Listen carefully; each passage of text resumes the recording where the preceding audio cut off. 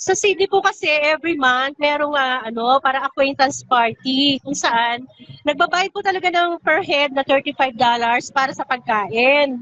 Tapos pagka halimbawa, merong kapatid na hindi niya afford. So ilalapit nila sa ibang kapatid na sis o Brad, baka pwede sponsoran mo na lang ito isang kapatid kasi wala siyang pambayad. Sa loob ko, kung walang pambayad, ba't hindi nila pakainin ng libre? Ba't kailangan pang may magbayad para sa kanya? Diba? Ba't hindi mapakain ng libre? Bakit kailangan meron kayong makukolekta para sa ibang walang-wala? Diba?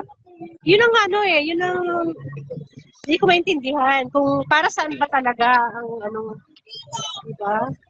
Wala pala Yes. Balita ko nga po si Ellie De La Cruz from Sydney, Australia. Yung pong bahay at saka yung mga sasakyan ni Resty Reyes, ang nagbabayad credit card ng lokal. Pag credit card ng lokal ang nagbabayad, sino ang nagfi-finance? Ang mga kapatid. Totoo po yan. Merong transient house, pero hindi nila pinapatuloy ang mga kapatid doon. Opo. Selected people lang ang So, pinipili lang nila. Palakasan. Opo. Ang nagbabayad po niya transient, lokal, at yung bahay nila O5, galing po lahat yan sa tulungan ng mga kapatid sa Sydney. Pati papalengke nila dyan. Pati lahat po talaga. Kasi wala naman po sila talagang pagkukunan kung hindi doon, dito ba. At saka yung sinabi ni Resty Reyes sa pulpito na mga kapatid, kailangan po natin magtulong-tulong kasi meron pong kapatid sa Middle East na nanganganib pong makulong dahil hindi nakakabayad ng kanyang loan. So kailangan po natin tulungan, kaya tayo po yung magtulong-tulong. Naikwento ko po dun sa kaibigan kong nasa Qatar. Ang sabi po ng kaibigan ko, yan din ang dialogue niya dito sa amin. Mga kapatid, magtulong-tulong tayo dahil merong kapatid sa Australia na nanganganib na makulong dahil sa utang. Nako. Yan. Yes. Isa pa yan. Double-sided blade. Double-sided blade. Dati lumuluwas yun sa Apalit kasi merong conference, presidentista siya. So, tungkol sa medical mission. Ngayon hindi po Sabi niya, nasa Apalit siya kasi marami activities, marami daw pag-games. Games na ngayon ang pinagkakabalaan nila. Luluwas pa siya. Magi-games lang. Ano ba yun? Tapos ang pinagkakaabalahan mo bago mag-SPBB, hindi pagtatalaga Pagbibilang po ng t-shirt na ibebenta. Tapos after ng pasalamat, ang pinagkakaabalahan, pangongolekta, paniningin sa mga backlog, ibang klase na. Kalokal na nga lang ng Marikina din sa Kalumpang pagpupunta ko Ano ba to? Bahay pagkakatipunan ba to? Kasi nakabalandra sa pagpasok mo mga produkto po na ibebenta. Tapos may mga duffel bag na lalagyan ng pera na may mga pangalan ng mga lokal kasi ang Kalumpang Marikina, yan po yung pinakasentro ng distrito ng Marikina. So lahat po ng lokal, iba't ibang lokal, doon po nanggagaling ang produkto. So sabi ko, ano to, warehouse? Hindi na to bahay, magkakatipunan na, parang warehouse na talaga ng business, talaga establishment ng itsura. Hindi na siya, sambahan, hindi. Ganun na ang itsura. Negosyo na lang talaga. Kaya nung minsan, inalok ako ng ticket sa concert, sabi ko, parang kalayuan yan, Talagang, parang kalayuan yan, Bakit kailangan mo, yan? Mag-concert na ganyan. Gawain nila ngayon. Yun ang pagpapakabanal nila ngayon. Mag-concert, magpa-games na lang, pa-basketball. Wala na yung pangangaral nila. Hala! Hala! Brad! Ayun. Nako. Nag-iisip kayo Oo. Hindi ko makita, wala akong talaga. Hawakan mo. Sis Liam, kamusta po? Hello po, Brad Badong. Sa'yo pala gusto. Account Ayan. mo. Account mo yan? Yes. Ay, naku, buti pala yung account ni Sis Maricel eh. Nakapasok kami, hirap na hirap. Kaya nga po eh. O Masama yan, pa. sige, magpakilala na po kayo at marami pong nakikinig ngayon at nanonood from Australia. Okay, kumusta po kayong lahat, mga kapatid? Ako po si Sis Ellie de la Cruz. Ayan, galing po akong Sydney, Australia. 6 na taon po ako doon sa Sydney. Pero sa iglesia po, naka 8 taon naman ako. Kumusta po mga taga-Sydney? Yung mga tulog-tulugan pa dyan, magising na kayo. Marami po. Naku, may nanonood ngayon. Happy New Year sa inyong lahat. Sa aral naman kasi, okay naman sana yung mga aral na narinig natin noon. Kaya lang yung mga officers, yung mga may katungkulan, minsan hindi ko na maintindihan kung ano ba talaga ang kanilang mandato. Diba? Ang mandato ba nila mag-ingat sa kapatid, mag-ingat sa pananampalataya ng kapatid o magbantay lang sa bulsa ng kapatid. Yun. Parang puro ng koleksyon ng nasa isip eh. Pag may nilalapit ng problemang pananampalataya turo-turuan o kaya wala silang maisagot. Pero lagi silang nagpapaalala tungkol sa mga tulungan at mga kailangang ponduhan, mga kailangang abunuhan, mga ganyan. Pero pagka nagka-problema kang personal, nako, turo-turuan na, hindi na malaman kung anong gagawin. Katulad nga po nung pandemic na nagpapaalam kaming makituloy muna sa lokal, hindi raw pwede. Hindi raw pwede. So, yun? Nasa ng pag-ibig doon? Nasa ng malasakit sa kapatid na nangangambang mahawa na pwedeng ikamatay dahil delikado, pero ang iniisip pa nila basta yung utos na hindi pwedeng magpatuloy doon. Alam ko, ang sabi ni Brad Eli noon, pagka merong hindi nagpatuloy sa lokal, isumbong niyo sa akin. Pero sila parang wala silang takot kay Brad Eli Parang sila yung hari-harian Yung mga officers dyan sa Sydney, Australia. Sana inuuna niyo yung pagmamalasakit sa kalagayan ng kapatid, hindi yung magaling lang kayo pagka manghihingi kayo ng pinansyal. Totoo yan. Balita sa Melbourne, Shout out Australia. po kay Brad Gilby Arandela. Sayang di tayo nagkita. Malapit lang naman ako sa Marikina. Sana nakita tayo. Okay. Sino pa gusto magpabati dyan? Gusto ko mga taga-Sydney, batiin ko Si Sina Alba, Brad Hernan Alba, si Rowena Mocho Robles, shout out sa inyo, mga taga-Sydney. Si Brad Marks Garcia, nandiyan ba si Tembong, si Brad Tembong? Wala naman yata siya. Alam mo, Brad Badong, di ba mag-1 year ka na mula na nag-exit ka, no? Pero ang galing mo, gusto ko tayo congratulate kasi talagang very effective, very reliable ka sa lahat na nag-expose. No? Kahit anong sabihin ng iba dyan, ikaw lang talaga ang legit. Ikaw lang sa lahat ang wala silang maipukol, wala silang maibato, walang magtangkang bumato sa'yo dahil wala naman talaga silang maibato. You are so pure in heart and in soul. You are so pure. Kaya sabi nga nung isang kabrother, love na love mo si Badong. Ay, syempre naman. Kaya ikaw, wag mong awayin si Badong. Dahil pag inaway niyo si Badong, black kayo sa akin. Tama. Aawayin ko lahat, lalo na yung mga mukhang ewan dyan. Alam mo, sabi ko, kachat ko yung isang kapatid, sabi niya, grabe naman si Badong manglait. Sabi ko, hindi siya naglalait, nagsasabi siya ng totoo. Pag nakita mo talaga yung mga yon, gano'n na gano'n talaga yung tsura nila. Kaya wag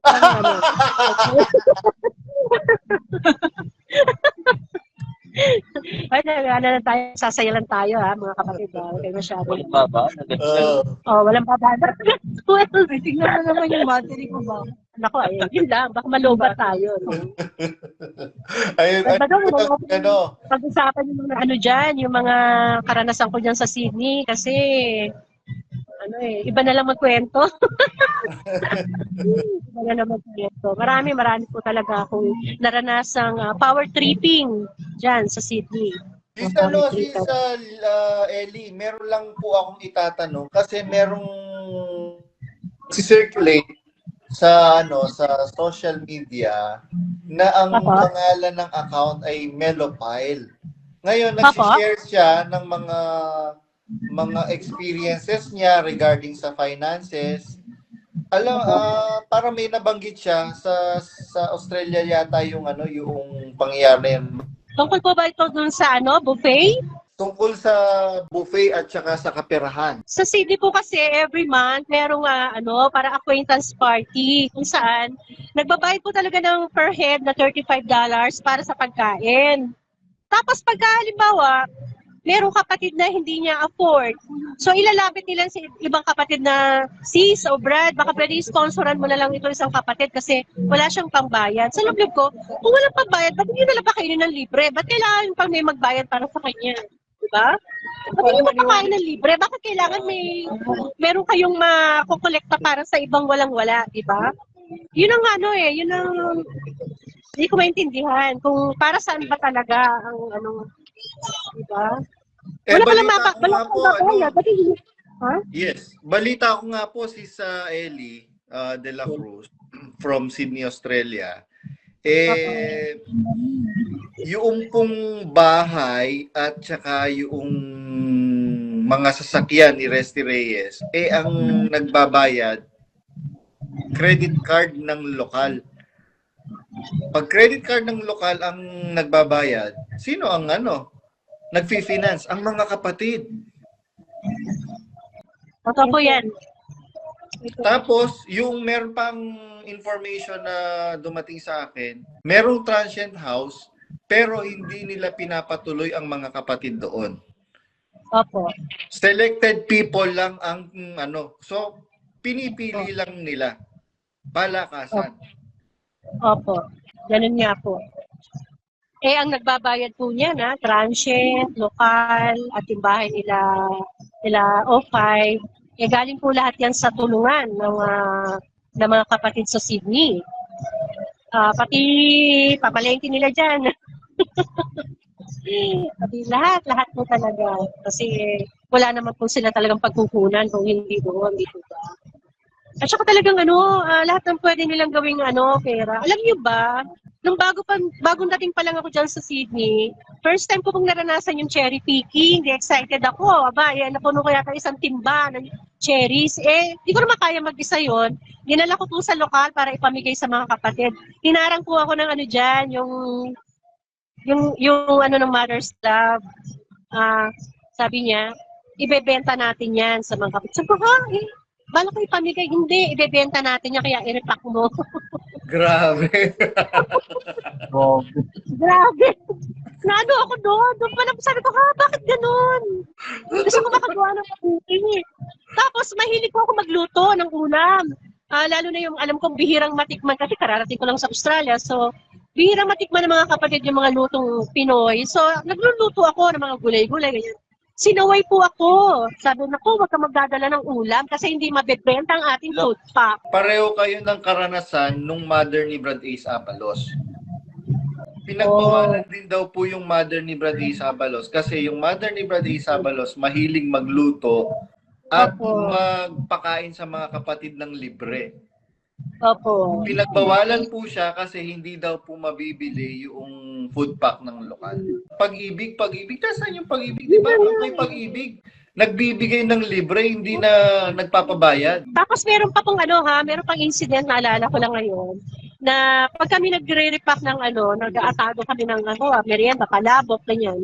Di ba po ba yung palabok, marami siyang rekado. Naubos na yung mga rekado, so pinaka-pansit na lang at saka yung sabaw. Wala ni mga toppings, naubos na. So ayaw ko na siyang i-repack. Sabi po nitong isang manggagawa, hindi, pwede pa yan. Sabi ko, wala nang itlog na nilaga, wala nang chicharo, wala nang tinapa. Paano pa yung itatoppings natin? Okay lang yan at saka huwag mong dadamihan kasi masama ang nabubusog, aantokin sa paksa. Talaga.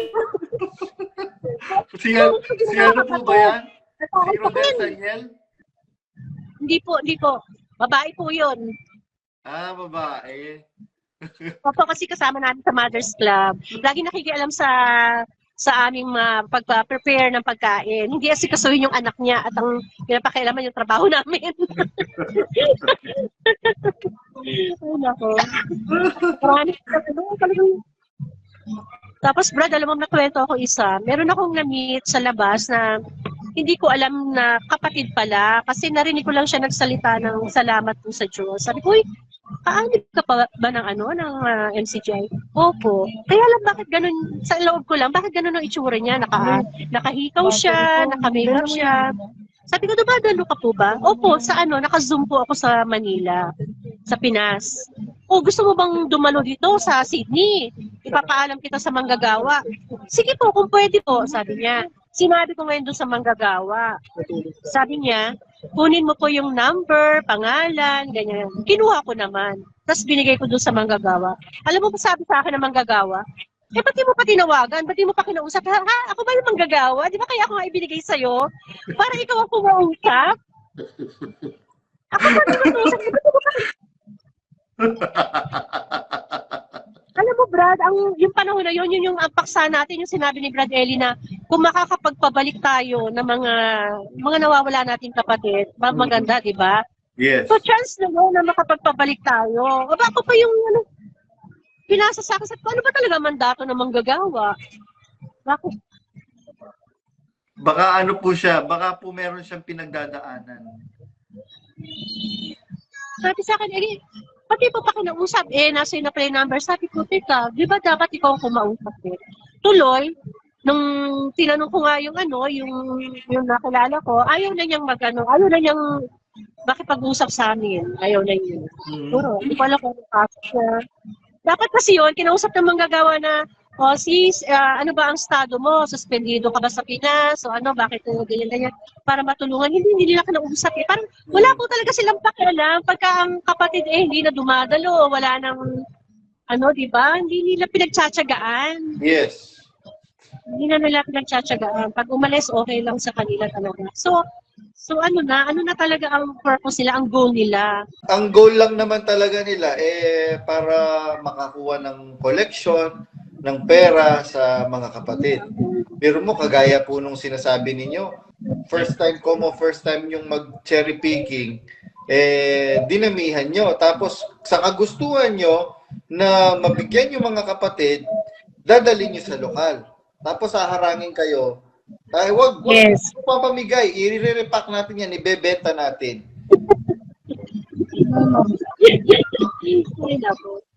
Kasi yan po yung mentality ng ni Resty Reyes at saka ni Baby Reyes. Kumita ng pera. At saka yung sinabi ni Resty Reyes sa pulpito na mga kapatid, kailangan po natin magtulong-tulong kasi meron pong kapatid sa Middle East na nanganganib pong makulong dahil hindi nakakabayad ng kanyang loan. So kailangan po natin tulungan, kaya tayo po yung magtulong-tulong. Naikwento ko po dun sa kaibigan kong nasa Qatar. Ang sabi po ng kaibigan ko, yan din ang dialogue niya dito sa amin. Mga kapatid, magtulong-tulong tayo dahil merong kapatid sa Australia na nanganganib na makulong dahil sa utang. Nako. Yan. Yes. Isa pa yan. Double-sided blade. Double-sided blade.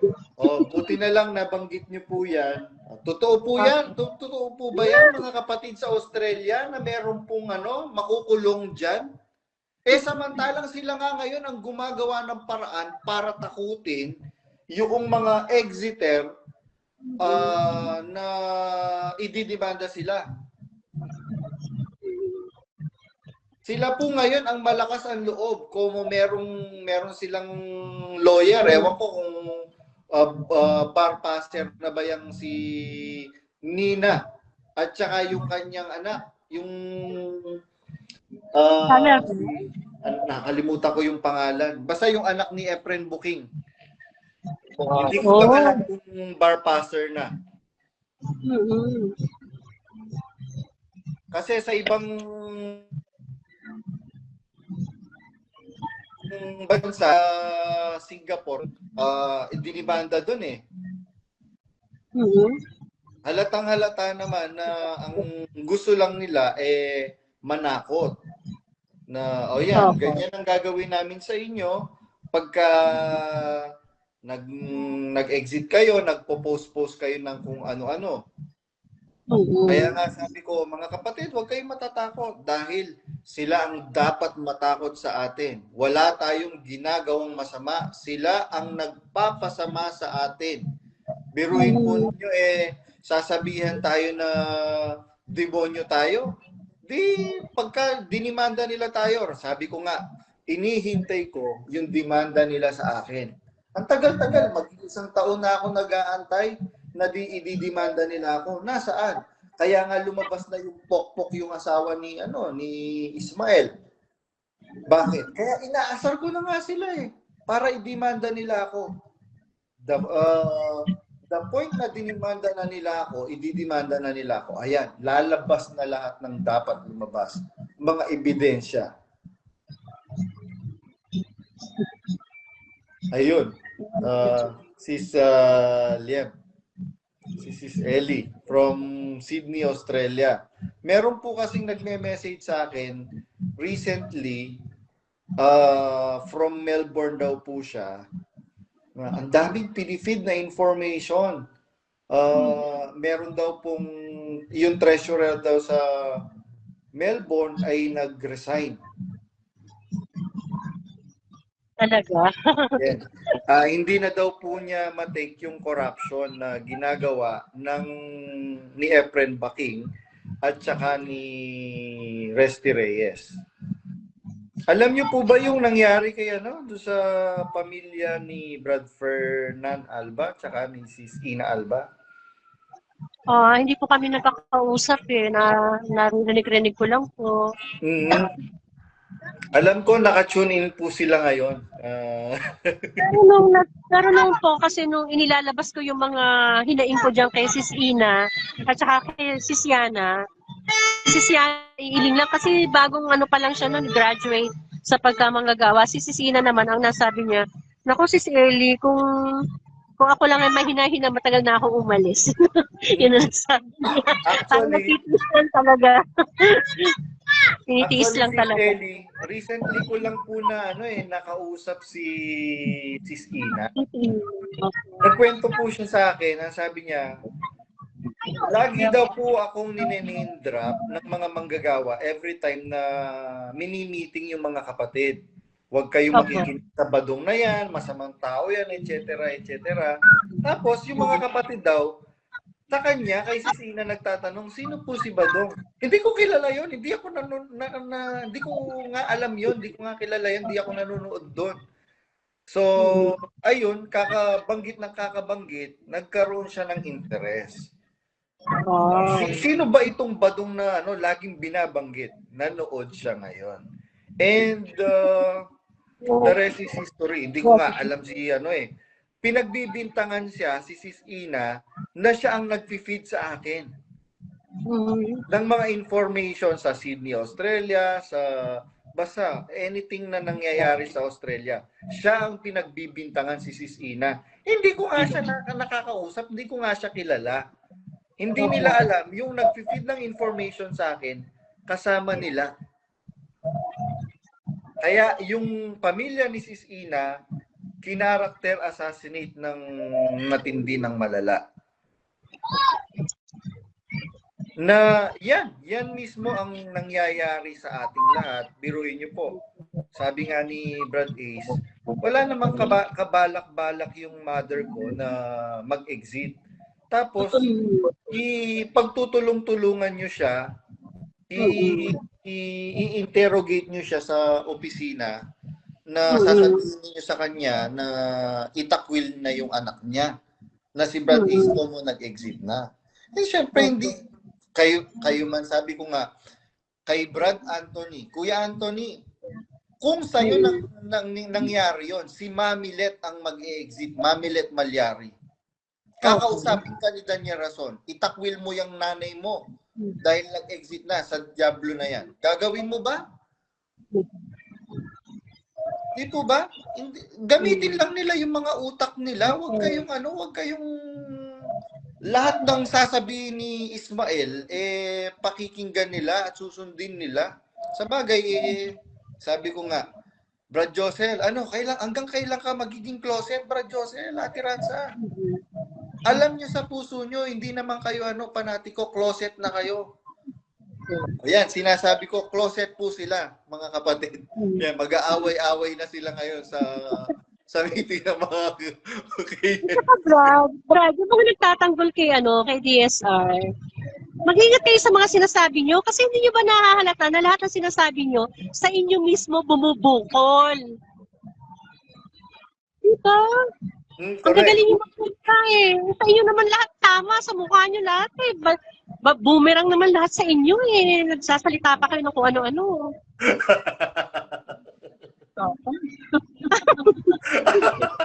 Ano ba, naalala ko na naman natin nagpaalam ako kay Brad. Tapang mag-comment kasi account ni Sisel.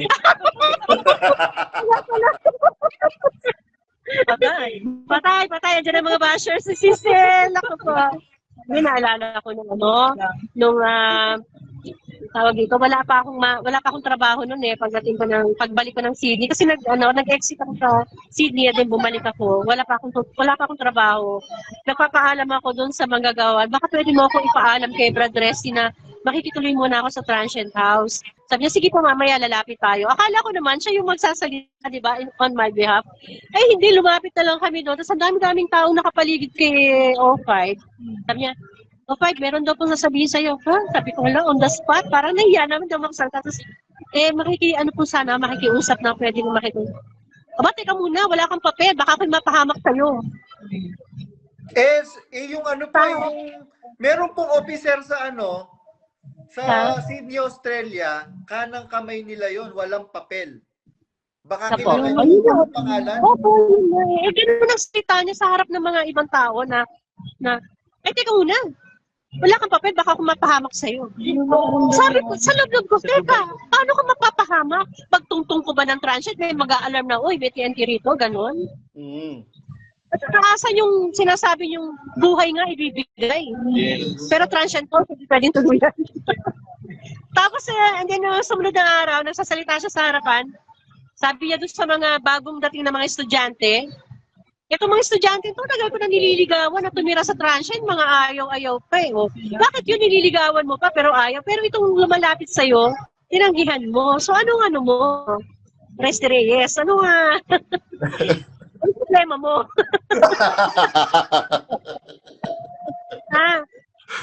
Ako naman hindi mahirap tulungan. Nakautang nga kayo sa akin ng $5,000 eh. Oh. Pero hindi naman nakapapayag na hindi nyo babayaran. Kaya nasingil ko yun. Diba? Galing-galing yung naputol po. Ulitin niyo po. Naputol po yung sinabi niyo kanina. Ako naman ay hindi mahirap tulungan. Yes. Ako hindi mahirap lapitan. Nakautang nga kayo sa akin ng $5,000 eh. Oh.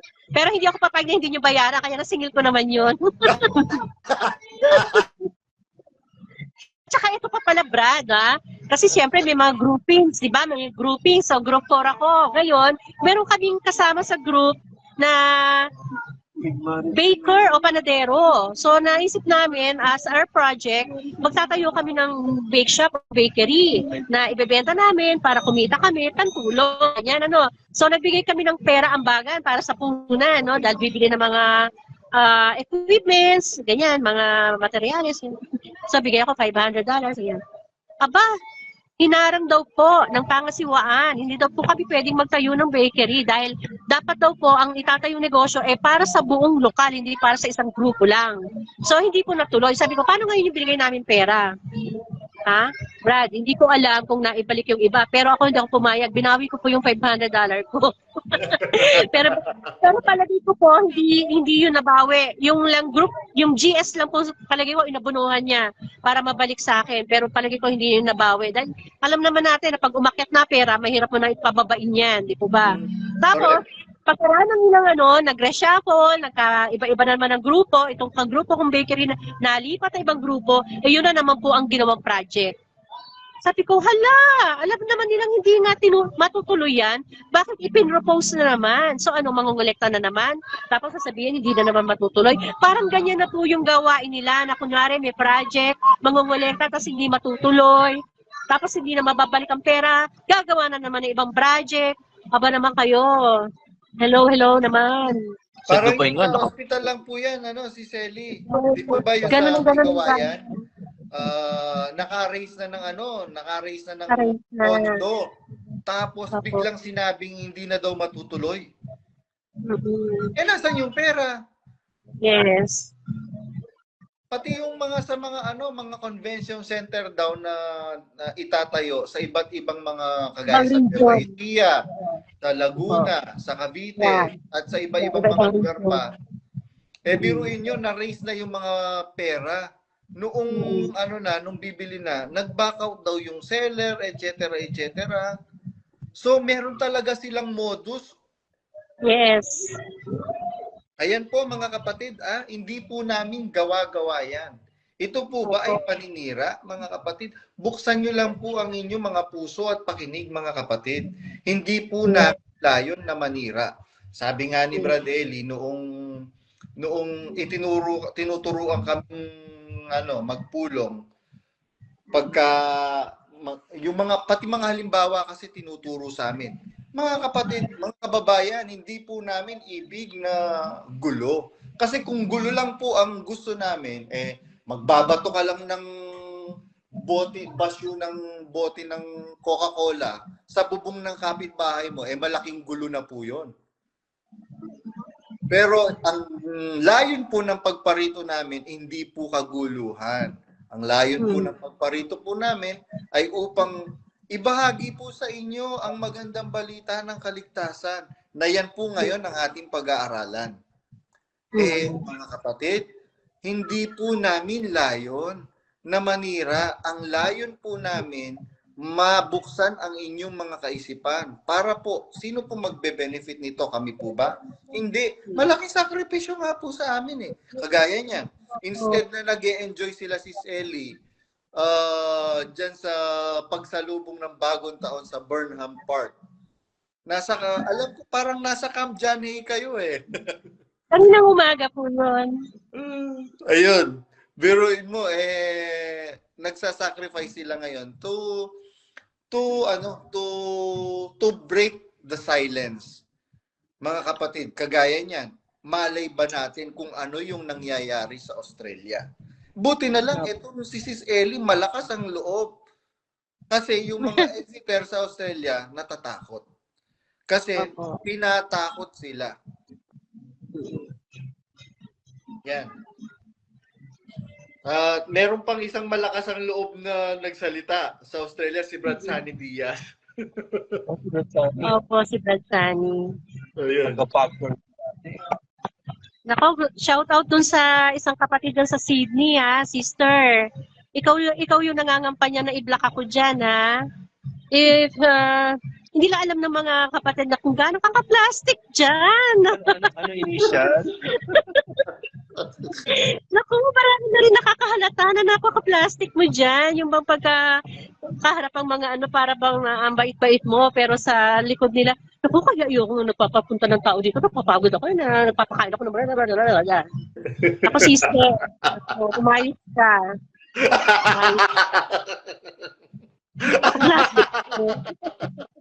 Si kapatid, ito na naman, yung SPBB na lang, dito sa akin nakitulog. Sana sa iba naman, para iba naman na makitulog sa akin. Sis Ellie, napasaya mo ang huling araw ng 2025. Happy New Year!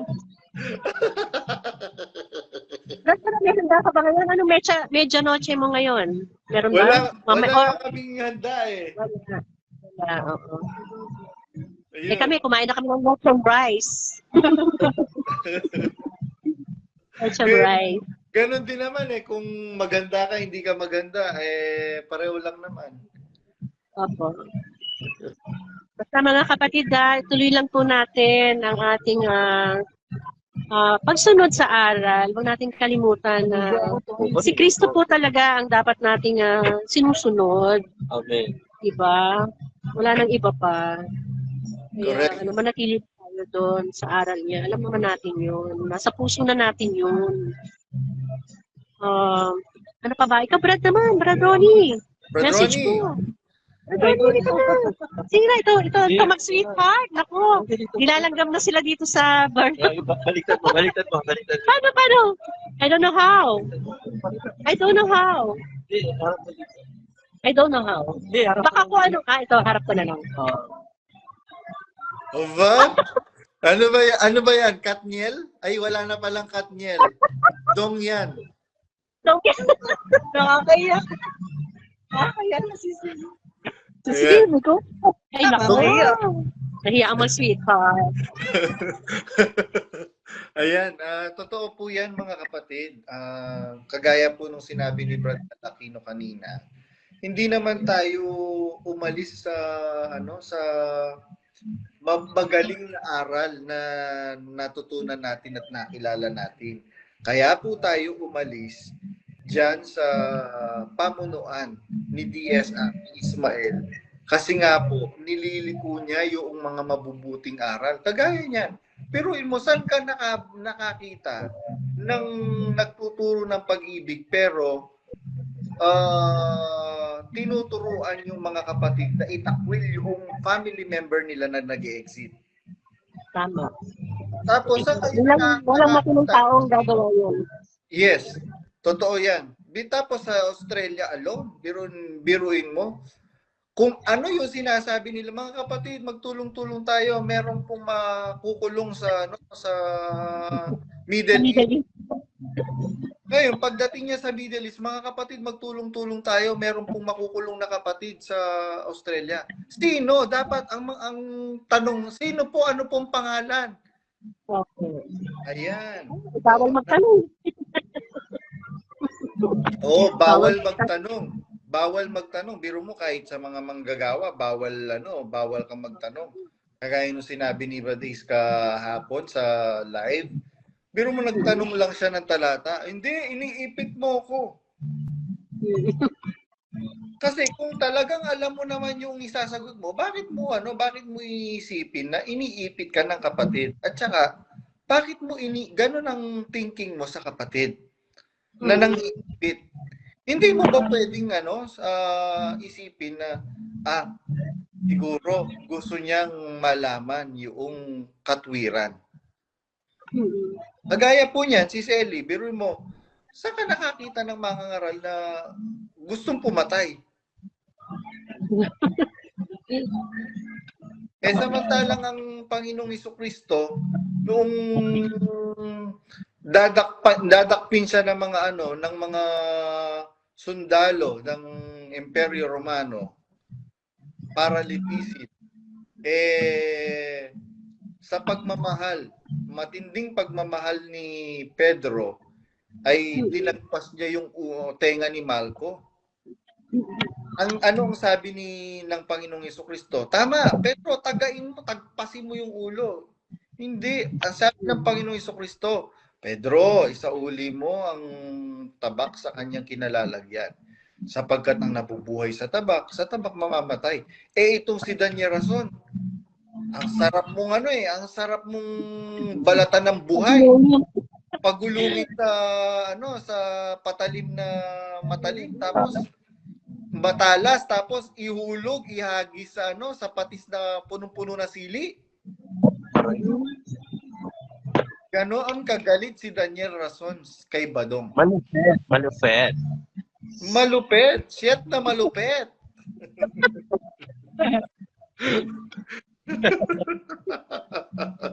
Killing squad ako, killing squad. Chuchuari wa pero matindi talaga.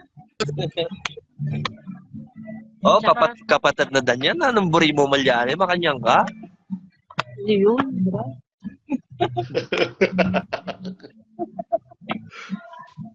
Alam mo ba, Brad, Badong, yung aking pinsan ko sa Cebu, nag-chat siya, sabi niya, sis, nandito ako sa Manila ngayon. Kasi po yun, worker. Dati lumuluwas yun sa Apalit kasi merong conference, kasi dentista siya. So, tungkol sa medical mission. Ngayon, hindi po eh. Sabi niya, nasa Apalit siya kasi marami activities, marami daw pag games.